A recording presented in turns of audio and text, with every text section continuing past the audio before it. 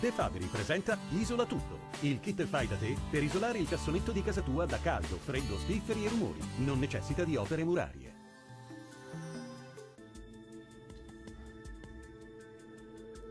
Ben ritrovati al meteo.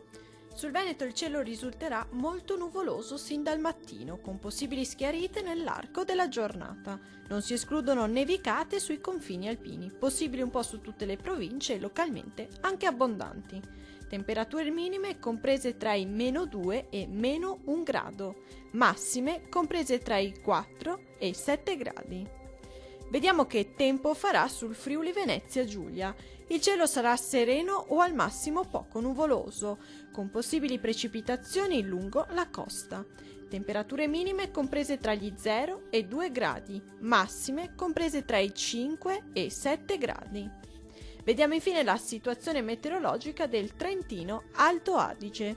Il cielo si presenterà molto nuvoloso su tutti i settori, con possibili deboli rovesci di neve a livello locale. Temperature minime oscillanti tra i -3 e -2 gradi, massime comprese tra gli 1 e i 2 gradi. Dal meteo di Antenna 3 è tutto, arrivederci.